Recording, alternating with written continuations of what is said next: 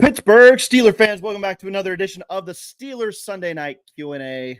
You know what time it is. It is Jeremy Betts here with you to discuss your questions, the Pittsburgh Steelers, anything that we've got tonight. And I wanted to kind of focus in on the Steelers and how they sit, how they're actually viewed in the conference of the AFC.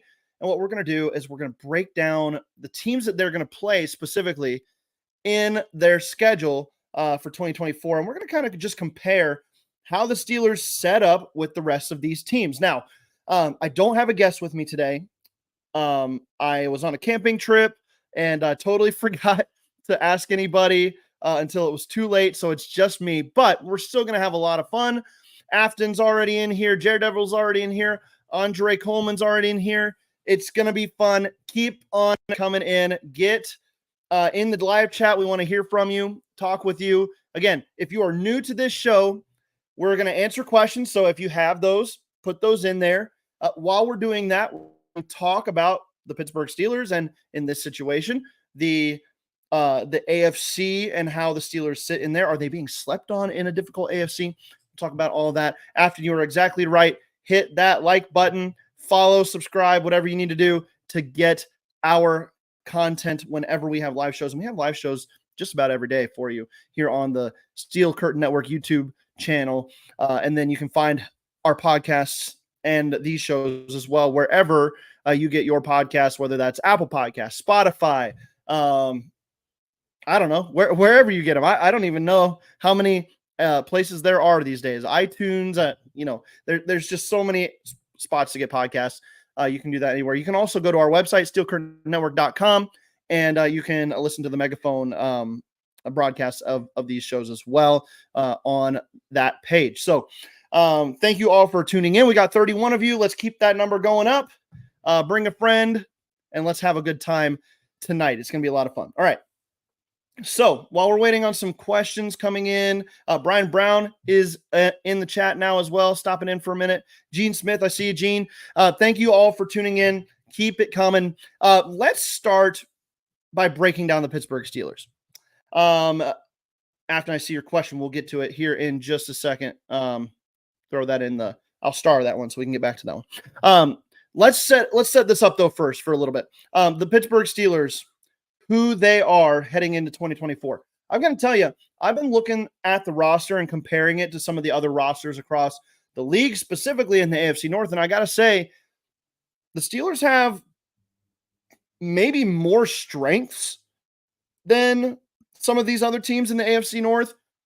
The question positions, though, are intriguing. The quarterback, obviously, is the big question. If I'm going to break it down in the AFC North specifically, the Bengals and the Ravens, they don't have quarterback question. If their player's healthy, they've got a top 5 quarterback, and they're going to be in the mix, right? The Steelers and the Browns, their rosters are just as complete as these other teams in the AFC North, maybe even more so if you want to dig into it. We'll see. But they have quarterback questions. They've got a significant question at the quarterback position. And that is where the difference maybe is with some of these. But for the Steelers, let's just break it down for this team specifically. Russell Wilson, Justin Fields, quarterback competition. Is there one? Is there not one? That's the question going on right now because Russell Wilson is everywhere. Russell Wilson is the face of the Steelers right now in the city. He's the one who's getting out there at all these events. Zach Brown Band was in town. Guess who's there? Russell Wilson. Kenny Chesney takes a picture with a Steeler. It's not Cam Hayward. It's not TJ Watt. It's Russell Wilson. So he is there in the face of it all. I think that Russell Wilson is the day one starter for 2024. And if the Steelers have their way, he'll be their starter the whole season. And Justin Fields won't sniff the field really other than package football outside of an injury or just a disastrous start to the season. And by disastrous, I mean the Steelers have a losing record by their bye week, and it looks like that they're gonna have their first losing season under Mike Tomlin. I don't think that's gonna happen. So my question is actually less about who's going to start at quarterback and is Russell Wilson able to find more of the spark that he had a few years ago in Seattle? I mentioned this on the Steelers Fix. I did think that Russell Wilson started to take not a nosedive, but he started to he was fading a little bit in Seattle over the last few years, and whether that was schematics or the organization disgruntledness or just the familiarity breeds contempt. I don't know. Being in one place too long, I don't know. But he started to slip a little bit, I thought, from a play perspective, when he was asked to do more, asked to do too much. That kind of changed, and I think that that changed from what it was before, where he was running a run-heavy offense. It was big plays down the field, big plays with his legs, clutch plays in the fourth quarter. That's still asking your quarterback to do a lot, but let Russ cook was probably the worst thing for him. And the Steelers don't have to let him cook, right? They've got a running game that can cook. They've got George Pickens who can cook down the field. They've got a bunch of guys who can handle business. And Russell Wilson just kind of needs to be okay, I know exactly where the ball is going. I'm going to make the right decision. I'm going to limit the turnovers, but I'm actually going to increase our chances to score touchdowns and to have big plays, because I'm a better quarterback. I'm an experienced quarterback. If he can provide that, the Steelers are just fine on offense. Don't listen to anybody else out there saying, well, Justin Fields, if he could get in there and win this job, Justin Fields has a lot of talent. The Pittsburgh Steelers, though, in 2024 are probably better off with Russell Wilson playing all 17 games as the team starter and as a rejuvenated version of the 2023 Broncos player. I think that is all we need from him. So if that happens, the Steelers, I believe, are in good shape at the quarterback position. Let's talk about the defense. I have concerns in the secondary. I think most of us do, right? The Steelers can still address those, so there's no telling what they do. But I think that this front seven is probably, if they can stay healthy, specifically, if Cam Hayward and TJ Watt stay healthy all year long, Keanu Benton I might throw in there as well. If those three guys stay healthy for the majority of the season, this front seven will be just fine. Patrick Queen and this linebacking core with Queen and Roberts and Cole Holcomb, if he can come back healthy, and Peyton Wilson. I mean, that's a really good group. And then you've got guys like Nick Herbig who can sub package in as an off-ball linebacker if you need him to. You've got three solid edge rushers. You're probably going to add a fourth sometime before that. This front seven is ready to rumble, ladies and gentlemen, and I think that it's going to be maybe the best we've seen in a long time if those guys can stay healthy. And that's going to dictate a lot for the back end. The safety group, I think, is improved. Joey Porter Jr. is going to continue improving, but he's pretty good already, obviously. I talked about that with Jeff on the Let's Ride podcast this last week. Check that out on the Friday episode of that. Who did I think maybe would be the bigger riser this year, Keanu Benton or Joey Porter Jr.? I think Benton has more room to grow. Porter kind of played above expectation already, so I'm going to say, yes, he can improve. He's got areas where he needs to improve, but Keanu Benton to me is the guy who has a shot to really, really take a major leap in 2024. Those guys aside, Dante Jackson, I'm very comfortable with Dante Jackson personally, if he stays healthy too. This is a lot of if he stays healthy caveats, but trust me, every team is doing this. Every team commentator or whatever analyst is saying is coming with that if caveat if they can stay healthy. So it's nothing new. But the Steelers, I think, have some more high-end pieces that if they stay healthy, they really have a shot to be really good this year. So I'm not saying the Steelers are perfect. I don't want to overhype this team. I don't want to say that they're going to go undefeated, 17-0. That's obviously not going to happen. There's going to be bumps in the road. It's a really tough schedule. But I do think the Steelers are being slept on from a roster perspective. This roster is stacked at the top end when you talk about all-pro edge rusher, all-pro interior defensive lineman, all-pro linebacker, all-pro safety. I mean, that defense is stacked. And then you go to the offensive line, you got a Pro Bowl caliber offensive guard. You've got a true center now in Zach Frazier. You've got two guys who can definitely play tackle. I mean, Troy Fautanu, Broderick Jones, Dan Moore Jr., all the heck that we give him isn't a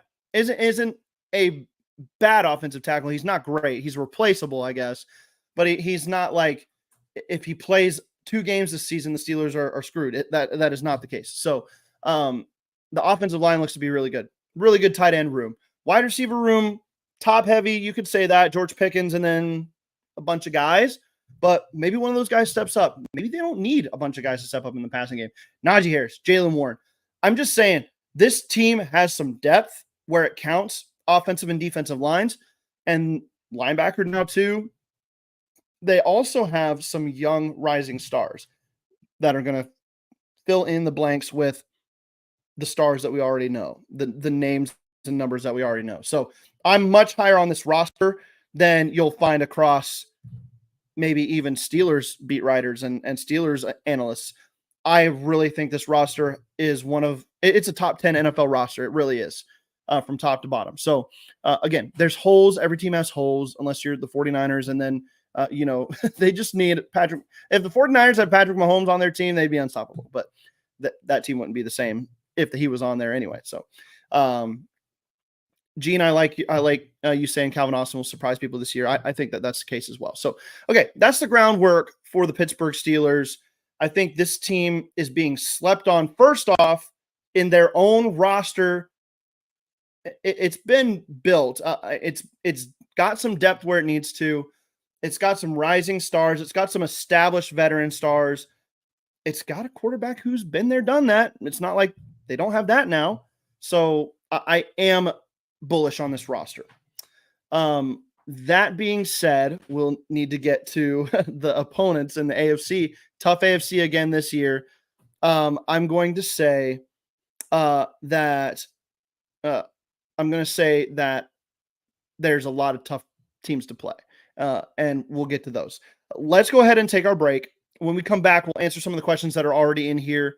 And then if you have more, we'll get into those. So keep giving those to me, and we'll get to those as well. So let's take our break on the audio side. If you're listening live, you know the drill. We're not going anywhere, but the Steelers Sunday night Q&A will be right back.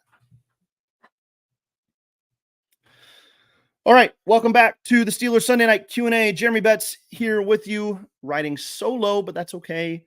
Again, I was on a camping trip on Thursday, Friday, Saturday, and didn't get a chance to ask anybody to help me this week. So no worries, though. We're going to get this done. It's going to be fun. Okay, there's another question from Gene. Good stuff here. Let's dive into some of these questions. And then as I'm answering these, if you have more, pop them in here. I don't care if you've asked a question already. Just give them all. Let's get to them. Right now I've got 3. So we'll get to those 3. And then if we have some more, we'll get to those. If not, then we'll move on to comparing the Steelers to these other teams in the AFC that they're going to have to play this year. All right, Afton, thank you for your question. What are you happiest about from week 2 of OTAs? Okay, so OTAs, I always come with the caveat on OTAs that we're not going to find out much about this team other than that, hey, these are the guys that are here, right? And maybe a guy slimmed down, maybe a guy put on more weight. Those are the types of things we learn at OTAs. And obviously as fans, we get hyped up for this too, right? Because it's actually something football related to on the field work that we can sit back and enjoy and see some clips from and get the inside scoops from the guys who are there as much as they possibly can give us. And then from there, it's like, okay, so what do we take away from this? I'm going to say what I'm excited about from week 2, what I'm happiest about to see from week 2 of OTAs is that it looks like the Steelers have leadership on offense. It really does. I think that first off, George Pickens is going to benefit, whether that's directly, indirectly from Deontay Johnson not being there. And also right now from the fact that the Steelers have not signed a big time wide receiver from outside the organization. He's the guy. He is the guy. And that helps, in my opinion. That helps his morale. He knows I'm the wide receiver 1 for this team. I'm the leader of this team. I got to step it up a notch. I don't have anything I can fall back on. I am him. We all want him to be him, right? He is now. So Step it up, young man. And I think he's doing that. The offensive line, these guys are built to lead. They really are. Down the road, as the young guys become veterans, it's going to be something special. I really believe that. I think that Omar Khan and company have done a great job of building that unit with quality character guys with upside physically. They're not just going one or the other. They're getting it done there. So I think leadership there. And then Russell Wilson, Justin Fields, either one of those guys that they stepped in as the starting quarterback in week one are an upgrade as a leader on what we had last year. There's at that point no controversy about it. There's no, okay, this guy hasn't been here and done that. We haven't seen anything from him. So what can we trust with that? Russell Wilson, you've seen it all. Justin Fields, you've seen enough to where this guy's he's a leader. And I think both of those guys are fantastic for this offense. That's what I'm happiest to see from OTAs so far this second week. Joey Porter Jr. coming out saying he's the best corner out there in his opinion.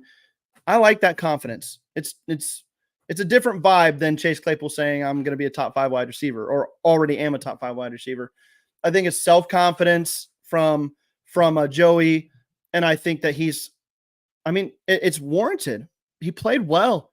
He was a unicorn last year at the cornerback position. He really was. As a rookie, being asked to do what he did and coming away with the stats that he did. I mean, PFF put it out the other day. Put some respect on this man's name. I love seeing that confidence from him. I like it. Okay, let's see here. Next question from Andre. Andre says, Jeremy, I believe they're slept on, but we don't know how the team's Pittsburgh plays down the stretch are going to be. Okay, so not a question. I apologize. But Andre, yes, I wanted to answer this directly because it was a direct statement to me, but I agree 100%. We don't know how it's going to turn out for these other teams.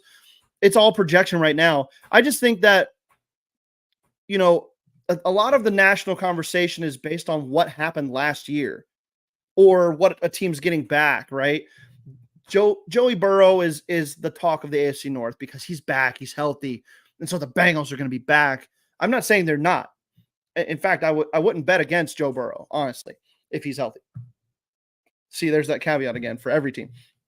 The Ravens, AFC Championship game, they should have won it by all accounts because if they'd have just run the ball, they could have won that game. The Chiefs were doing a bunch of things to keep them from being able to run the ball. Let's just be real about that. But yeah, they did abandon the run a little bit too. So those are the guys that we're talking about. The Kansas City Chiefs, talking about the Chargers because they got Jim Harbaugh. I mean, there's a lot of talk going on out there. We'll see how these teams are down the stretch, obviously. But the Steelers are being slept on because of the consistency of Mike Tomlin and the inability of Mike Tomlin also to get over the hump in the playoffs. So I think that is kind of a two-headed sword, two-headed monster for the Steelers as I mix up my metaphors there. I think that, Mike Tomlin's consistency, the Steelers are kind of pegged in as one of those teams that, they're good. They're not moving the needle for us, but I wouldn't want to play them. And if they win 10 games, yeah, it's expected. Who cares? 12 games even. Wow. Okay. Wow. They maybe exceeded a little expectations here, but what are they going to do with it? I think that's fair. It's a fair assessment right now. So we'll see how they go. But I just think that I agree with you, Andre. They are being slept on. I hope I'm saying your name right. If I'm not, let me know. Let's see. Gene Smith. Who is scary besides Baltimore? Is Baltimore scary? That's my question. Excuse me. Is Baltimore even that scary to Pittsburgh? 7-1 in their last 8 meetings since 2020. For the Steelers, they've got a beat on this team. And some of those have been like fluky type things too, but they always go the Steelers' way. Is that going to last again this year? I don't know. I don't necessarily expect the Steelers to sweep the Ravens this year, but they don't scare the Steelers. That's for sure. Kansas City is scary because they got Patrick Mahomes. The Chargers, they're going to be scary because they've got Justin Herbert. These teams with quarterbacks, yeah, they're going to be a little scary, but everybody's got flaws that you can exploit. It just comes down to coaching, execution, and how these teams play it. So, yeah, I don't think anybody right now in the AFC is like, and if you're talking about the top 8 or so teams in the AFC, they're all like we're doing this. We're going to win this conference. We have just as good a shot as anybody else in this conference. It's going to be a bloodbath, but we've got a good shot just like everybody else. So that's how I kind of feel the vibe is there in that conference. So good question from McEldew. Will Highsmith get at least 10 sacks this year? If I'm betting on this, then I'm saying yes. If you give me a 9.5 over under, I'm going to take the over on that. I think he got unlucky a little bit last year with some cleanups. Obviously, TJ Watt's going to clean up a lot of sacks. So you better get to the quarterback and take him down first. But Alex Highsmith's underlying numbers, his advanced metrics are rival some of the best pass rushers in the league as far as his pass rush win rate. I know you don't like to hear that, but it is a stat, and it has some credence. I'm not saying it has enough credence to win defensive player over the year over the guy who actually finishes all those pressures. But it is still a relevant stat when determining how effective a player is at winning and doing his job. So, but yeah, I'm betting on Highsmith this year. I really am. I think he's a guy to bet on for a bounce back. Statistically, I thought he still played pretty well last year. But don't be surprised if he stays fresher, because Nick Herbig can spell him a lot more. I think that Nick Herbig's on his way to being a really good player rotationally as well. So, but yeah, I expect 10 plus sacks out of Alex Highsmith for sure. All right, let's go back. I'm going back out stars here. I'll see if we got any more questions. Okay. Yes. Afton's got one. Let's do this one real quick. I've heard Cortland Sutton's asking price is $4 to $5 million lower than previously thought. Isn't he still too expensive for Con to hire? All the talks that I've heard is that Cortland Sutton wants a raise in Denver. So if that's the case, and I think he's making $13 million this year. I think he won $3 to $4 million raise last time I was seeing. So I don't know. I still think the Steelers are working those phones, if you will, in that regard, but I don't know if they're going to actually land anything. We'll see. But I wouldn't say he's out of their price range. They've got cap space. They can make more cap space with Cam Hayward's extension, which I expect will be done. So I wouldn't say whatever he's asking, if it's more, if it's less, I wouldn't say he's out of their price range. I just don't know if the Broncos are going to be willing to deal and take another weapon away from Bo Nix. We'll see. Let's see. Scrolling down here. Jeremiah Yoder has a comment here, so let me pull it up. Jeremy, let the so-called media experts sleep on our Pittsburgh Steelers. I feel our team plays better when they surprise everyone and they are eating their crow.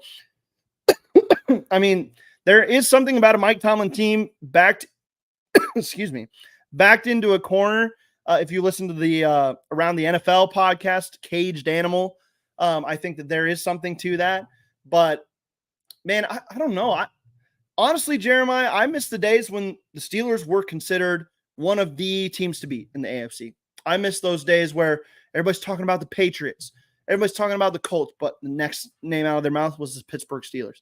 Everybody's talking about the Patriots and the Broncos with Peyton Manning, but don't sleep on these Pittsburgh Steelers. They're incredible. They've got a great offense. Their defense is scrappy.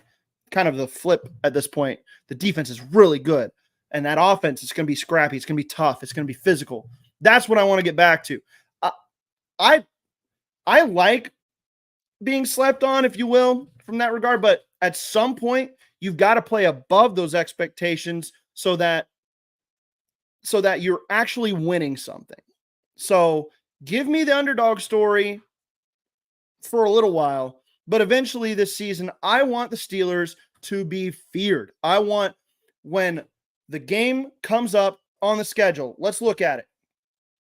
When Week 11 shows up and the Pittsburgh Steelers are lined up for a home game against the Baltimore Ravens for their first divisional matchup, I want the experts to be sitting there saying, I don't know how this Ravens team is going to go into Pittsburgh and win this game. I don't know how they're going to do it. They are too physical. They are too nasty. This defense is too good. This offense, you cannot stop this running game. You cannot stop George Pickens down the field. I want everybody out there to know how dangerous this Pittsburgh Steelers team is by the end of this thing.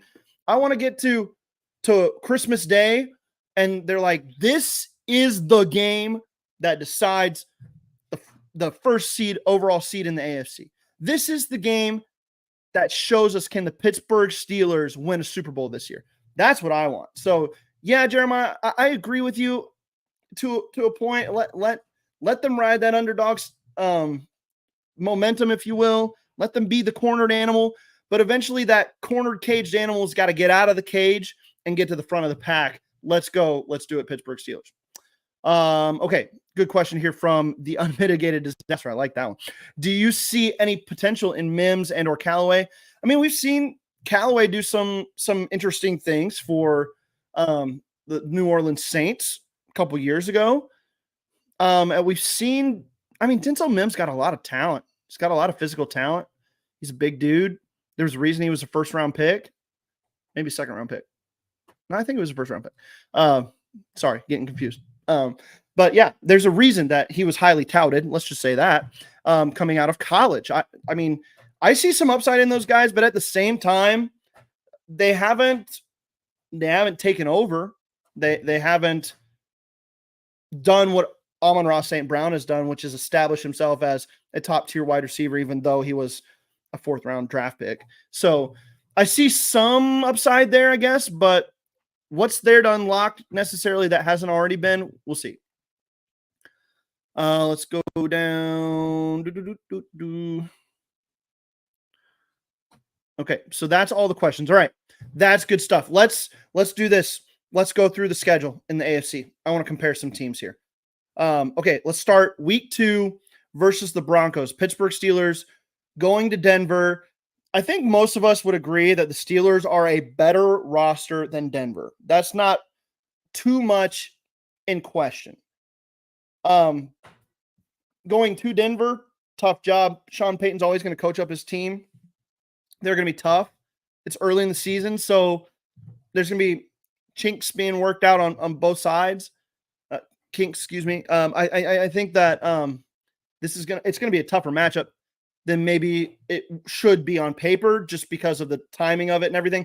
But the Steelers clearly better than the Denver Broncos, right? This is clearly a couple steps above the Broncos right now. The Broncos, honestly, with their quarterback situation, again, they're going to win more games than they probably should. But this is a team that should be near the bottom of the pecking order in the AFC. The LA Chargers, they're a tough team to try to figure out. On the one hand, fantastic new head coach, a culture-changing head coach, honestly. So I don't expect the Chargers to be chargering that too much longer. I really don't. I think that the stigma around the Chargers is going to change. They're going to be a good team. I don't think it's this year. They have too many holes on defense. They have they don't have a good wide receiver room. I'm not a huge Greg Roman fan. I'm sorry. I'm just not, especially with the talent at quarterback that they have. I think that's a misuse of Justin Herbert, putting him in that system. We'll see, I guess, but I just don't like that so much right now. So I'm going to say they're a year away. They need some more talent added to this team. If you look across their roster, where the Steelers are stronger in along the front, the defensive front, they have question marks there. I mean, Joey Bosa just can't stay healthy. That's just the truth of it, more so than TJ Watt. They've got a lot of questions on the secondary. I don't like their linebacker room as much. They've got too much youth there and experience. And then on offense, again, wide receiver room, it's down there with the Steelers as maybe one of the more underwhelming ones outside of George Pickens, obviously. So I'm not too high on the Chargers this year, honestly. It'll be a tough game. Steelers home opener, though, I'd expect them to win that one. The Indianapolis Colts. This team has some serious upside, if you ask me. They might be the most athletic team in football for starters. And then you add in the fact that they've got a quarterback who, when he was on the field for 2.5 games last year, looked pretty incredible. And then some of the weapons that they've added, some of the guys on defense that they've added, I think their roster is actually on their way to being in the same conversation as some of these better teams, they're just so young. It's hard to know if they're going to be that good yet. So I think that they're going to be, I think if I'm betting right now, the Colts are better than the Chargers and definitely better than the Broncos. This is the best team in the AFC that the Steelers will have faced yet. Let's skip ahead to the Raiders. Raiders are going to be, they're just going to be scrappy. I do not like this game. I really don't. Sandwiched between two Sunday night football games, Dallas and the Jets, two home games, and you got to go all the way out to Las Vegas. I don't like this game. I think the Steelers are going to lose this game. Just sitting here today knowing how our Steelers are. But anyway, Raiders, they really don't have a quarterback. I mean, they really don't. The talk is that Aiden O'Connell's going to win the starting job, and he's all right, passable, I guess, but he's a career backup that just hasn't shown enough of the fact that he's a career backup yet for them to move him to that, if you will, because he's just going into the second year. Gardner Minshew, obviously a career backup there. So I'm not worried about the Ravens quarterback situation, but that defense is going to be physical. I think their secondary is going to need some issues, but their front seven is probably just as scary as Pittsburgh's, to be honest. Max Crosby is no joke, and they've got some young guys there that are going to be really good. And then you add Christian Wilkins to that. That's tough. They're going to be able to counter what the Steelers are trying to do well, which is be brutal up front on offense. The Raiders defense going to be able to counter that really well by being just barbaric up front. I don't know how else to say it. They're going to be good.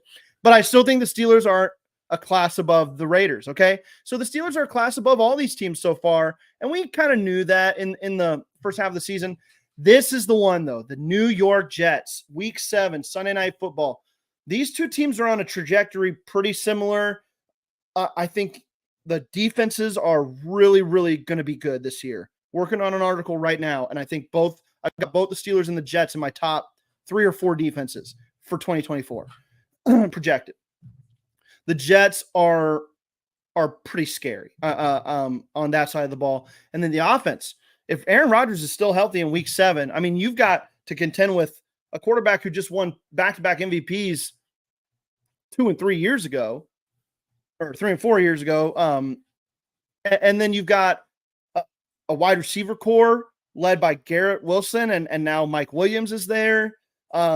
You've got Breece Hall to contend with, an offensive line that's going to have improved as well. Woo! They're a scary team.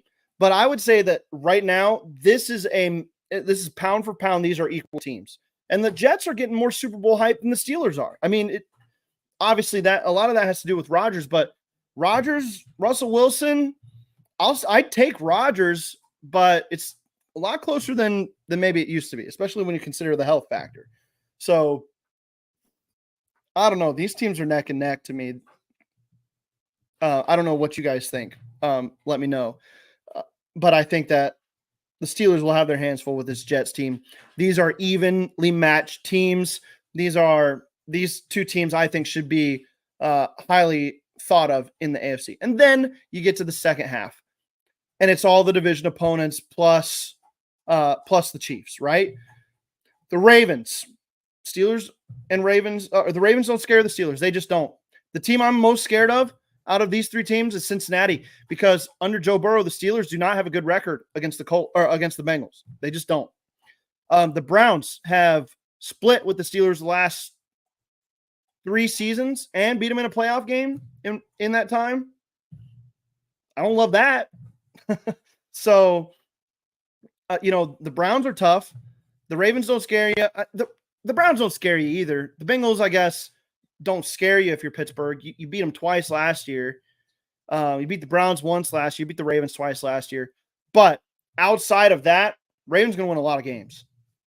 They're going to win double-digit games. The Browns are probably going to push for double-digit games, although I think that I don't know. Until this team does it once, I can't see it happening. I just can't get there. And I'm married to a Browns fan. Yes, my daughter likes to get my goad by saying, "Go Browns, stinky Steelers." Still working on that, by the way. So don't judge me as a dad yet. I'm still working on it. I'm still working there. But Ravens, Browns, Bengals match up with the Steelers just fine. But across the league, the Bengals they're going to be tough.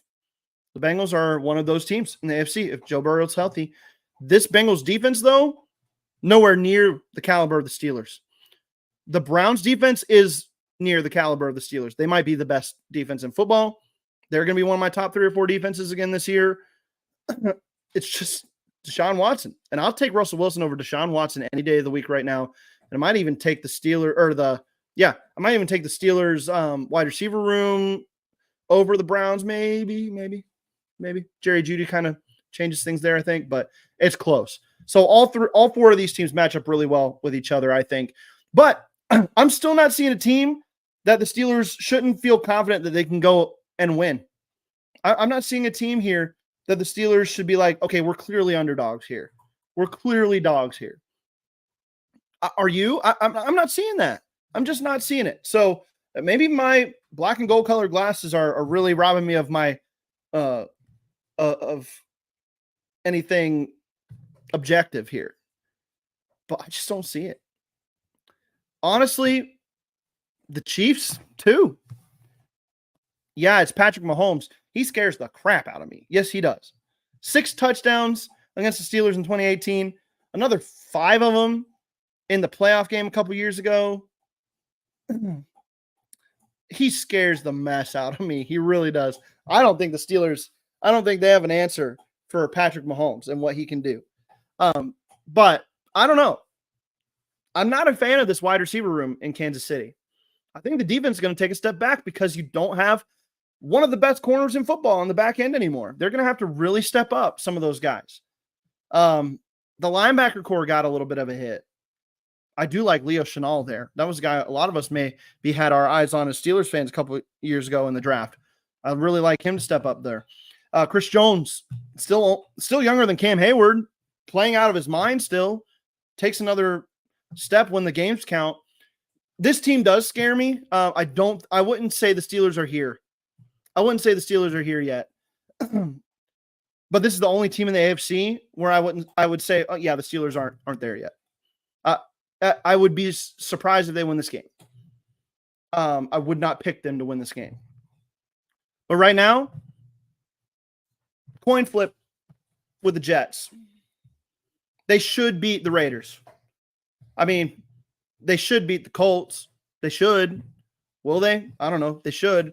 Chargers, they should beat the Chargers with this roster. They should beat the Broncos, man. They should at least split with each of their division rivals, at least. And that's the AFC in a nutshell here for the Steelers. There's some other good teams that they're not going to play, the Dolphins, the Bills. But again, I don't know. Those teams have issues too. So I'm just sitting here and I'm looking at the Steelers and I think that they are being slept on. I just do.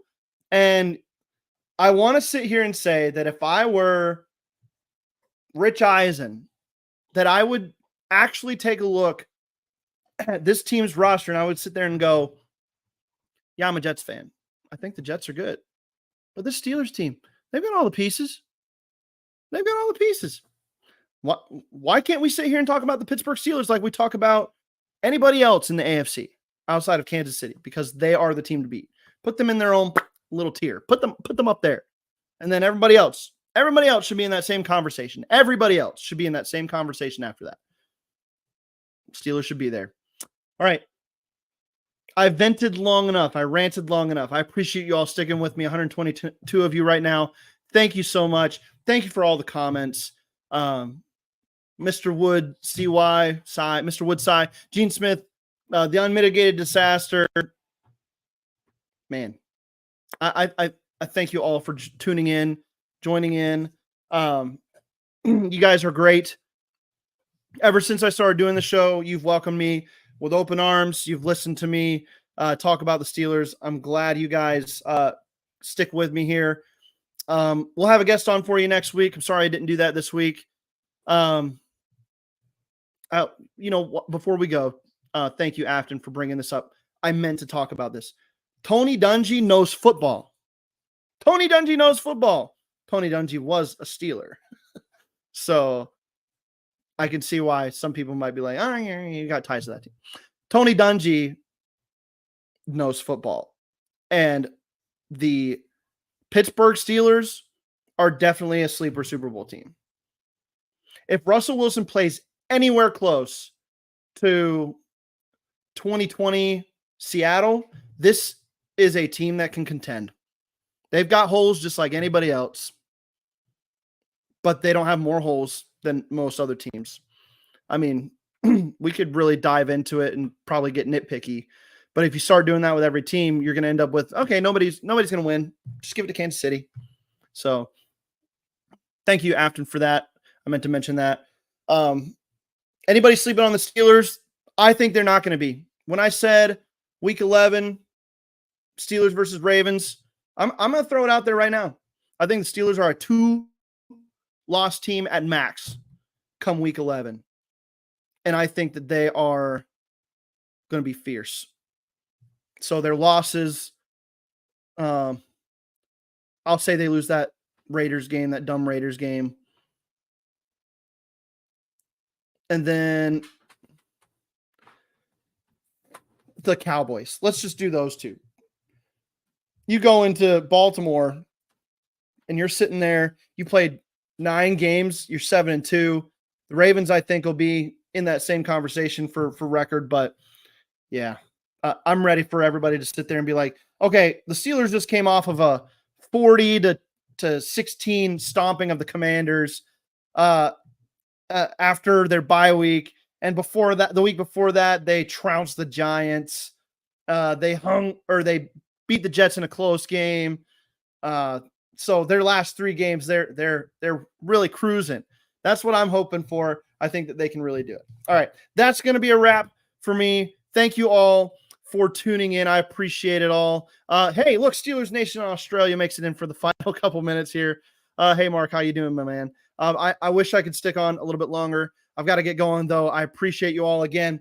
Hit that like button, subscribe, tune in wherever you get your podcast. It was such a good show. I know you're going to want to go listen to it on audio later again as well.